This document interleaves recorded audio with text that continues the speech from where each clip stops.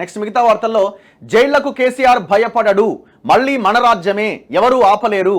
ఏం రాజ్యం? రజాకార్ల రాజ్యమా? ఖాసిం రజ్వీ నిజాం రజాకార్ల రాజ్యం మళ్ళీ వస్తుందని చెప్తున్నావా?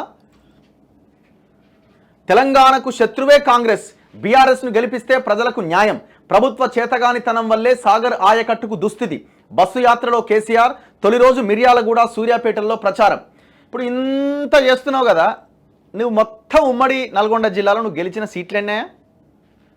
ఈ లింగు లిట్టుకుమంటే ఈ మనిషి ఒక్కడు గెలిచిండు 3000 ఓట్లతోని, 3000 ఓట్లతోని. అది కూడా నలుగురు ఆడ పోటీ చేస్తే ఓట్లన్నీ అటు ఇటు ఇటు అటు జీలితే ఇట్లా బయటపడ్డాడు. లేకపోతే నీకు అది కూడా గతి ఉండకపోవు. మిర్యాలగూడ కూడలి సమావేశంలో మాట్లాడుతున్న బీఆర్ఎస్ అధినేత కేసీఆర్, చిత్రంలో మాజీ మంత్రి ఎమ్మెల్యే జగదీష్ రెడ్డిగో ఇదంతా ఖాళీగానే ఉంది. ఇప్పుడు జనం రావడం ఏముందండి? జనం ఎట్లయినా వస్తారు, జనాన్ని మొబిలైజ్ చేస్తారు. ఏ పార్టీ కూడా 300 ఒకరిస్తారు, 200 ఒకరిస్తారు. కేసీఆర్ లాంటి అయితే 500 1000 రూపాయలు బీరు బిర్యానీ బాటిల్ ఇస్తాడు. ఎవరికి తోచిన సహాయంగా వాళ్ళు ఇస్తేనే జనం వస్తారు. వాళ్ళు కూలీ మానేసుకుని ఎందుకు వస్తారు? ఇలా నమస్తే తెలంగాణలో చూడండి, ఈ వార్త చూడురిగా, రహదారి రణభేరి అట,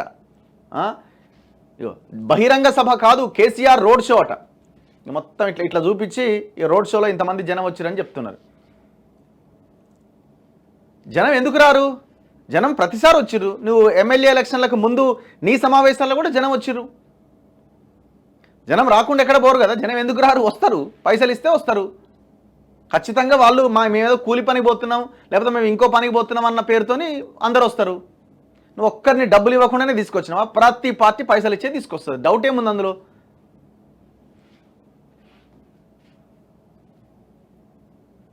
ఇక్కడ నీకు డిపాజిట్ రాదు. ఎవరి అభ్యర్థి? కంచర్ల కృష్ణారెడ్డి. నీకు డిపాజిట్ వస్తుందా? నల్గొండ జిల్లాలో అవకాశమే లేదు. ఆడ అవునన్నా కాదన్నా డౌట్ లేదా, కాంగ్రెస్ గెలిచే అవకాశాలు ఎక్కువగా ఉన్నాయి. కొన్ని స్థానాల్లో బీజేపీ గెలిచే స్థానాలు ఉన్నాయి. ఒక్కొక్క నియోజకవర్గంలో ఒక్కొక్క సిచ్యువేషన్ ఉంది. నువ్వు గెలిచే స్థానం ఏది చెప్పు? నల్గొండ గెలుస్తావా? నువ్వు తలకా కింది పెట్టి కాళ్ళు పైగొట్టి కోదండం వేసుకొని సస్తున్నారో అని ఉరేసుకొని ఎదురుగా నిలబడ్డ జనం నీకు ఓటేయరు. అర్థమైందా? ఇగో, తెలంగాణ శత్రువు కాంగ్రెస్ అట, బీఆర్ఎస్ను గెలిపించండి, దాని మెడలు వంచి దారికి తెస్తా. నువ్వు తెలంగాణకి శత్రువు అయితే తెలంగాణ ఇచ్చిందే కాంగ్రెస్ కదా. తెలంగాణ ఇచ్చిన కాంగ్రెస్ ఇచ్చిన భిక్షతోనే కదా నువ్వు ఇవాళ నీ 10 ఏళ్ల ముఖ్యమంత్రి పదవి వెలగబెట్టి వేల లక్షల కోట్ల రూపాయలు వెనకేసుకున్నది. ఉన్న ఫ్యాక్ట్ మాట్లాడుకోవాలి మనం. నాడు ఆంధ్రాలో కలిపి గోసబెట్టింది, ఇప్పుడు అడ్డగోలు హామీలతో గద్దెనెక్కింది. ఇప్పుడు వాళ్ళ హామీలకు నీ హామీలకు కంపేర్ చేస్తే నువ్వు ఏ హామీ తక్కువ ఇచ్చినావు? మరి జనం నిన్నెందుకు నమ్మలే?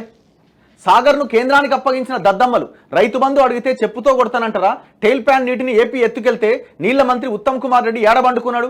పోతిరెడ్డిపాడు పొక్క పెద్దగా చేస్తే సంగమేశ్వరం కడుతుంటే నువ్వేడబండుకున్నావు. జగన్మోహన్ రెడ్డి సంగమేశ్వరం కడతా ఉంటే ప్రగతి భవన్లో స్కెచ్ గీసి జీవోను రిలీజ్ చేసేదాకా చూసి కాంట్రాక్టర్ డిసైడ్ చేసి నువ్వే, అందులో కూడా కమిషన్లు దొబ్బి జగన్మోహన్ రెడ్డి 2018లో 19లో గెలవడానికి సహకరించి మరి నువ్వు ఆనాడు ఏడబండుకున్నావు? నువ్వు ఏం బండుకోలే. నువ్వు చాలా తెలివిగా ఉండి తెలంగాణ ప్రజల నోట్లో, రైతాంగం నోట్లో మట్టి కొట్టినావు. అర్థమైందా?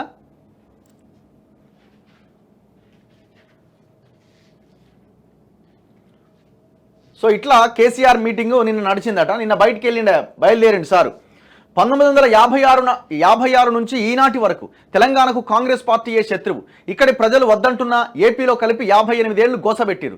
ఇప్పుడు అడ్డగోలు హామీలతో మోసం చేసి కాంగ్రెస్ అధికారంలోకి వచ్చింది. మళ్ళీ మన రాజ్యమే వస్తుంది, దీన్ని ఎవరూ ఆపలేరు. బంగారు తెలంగాణగా చేసే వరకు విశ్రమించేది లేదు అని బీఆర్ఎస్ అధినేత మాజీ ముఖ్యమంత్రి కేసీఆర్ అన్నారు. పొరియమ్మ, బంగారు తెలంగాణ అయిపోయిందంటే కదా మొన్న ఎలక్షన్లో, మళ్ళీ ఇప్పుడు చేసేదేంది?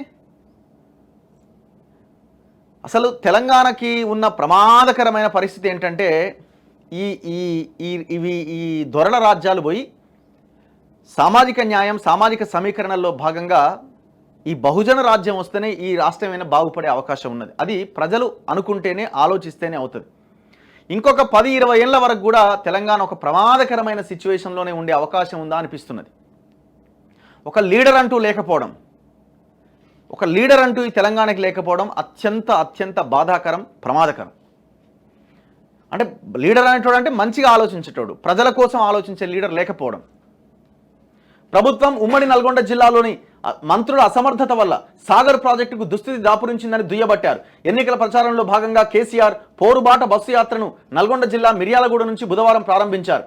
ఈ సందర్భంగా మిర్యాలగూడ, సూర్యాపేటలో ఏర్పాటు చేసిన రోడ్ షోలు, కూడలి సభల్లో మాట్లాడారు. కేసీఆర్ను జైలుకు పంపిస్తానని, ఆనవాళ్లు లేకుండా చేస్తానని రేవంత్ రెడ్డి అంటున్నారు. కేసీఆర్ జైలుకు భయపడబోడని స్పష్టం చేశారు. అలా భయపడి ఉంటే తెలంగాణ వచ్చేదాని ప్రశ్నించారు. నువ్వు ఇన్ని వేల కోట్లు, లక్షల కోట్లు ఎందుకు మింగినవో చెప్పు. నిన్ను జైలు వేస్తారా ఇయ్యరా తర్వాత విషయము. నువ్వు తిన్నది వాస్తవమా కాదా చెప్పు. ఆయన కాళేశ్వరం ప్రాజెక్టు మీద ముఖ్యమంత్రి అంటున్నాడు, రా చర్చకి కాళేశ్వరం పోదామని. మరి పో. ఒకనాడు బస్సులు కట్టించి అందరినీ తీసుకుపోయిన నువ్వు మరి ఈనాడు ఎందుకు వెళ్ళడానికి భయపడుతున్నావు? నేను పోతా కాళేశ్వరం, నేను మేడిగడ్డ సంగతి తెలుస్తా అన్నావు కదా. మొన్న టీవీ9 డిబేట్లు ఏమన్నావు? నాకేం సంబంధం అండి, ఇంజనీర్లు చేసిర్రు, నేనేమన్నా ఇంజనీర్నా? నేను ఏదో సలహా ఇచ్చినా గిట్లా కడితే బాగుంటుందని చెప్పినా, నాకేం సంబంధం అంటుండు. అంటే నువ్వు తప్పించుకున్నావు, అధికారుల మీద వేసేసినావు. ఎంత దుర్మార్గమో ఒక్కసారి ఆలోచించండి.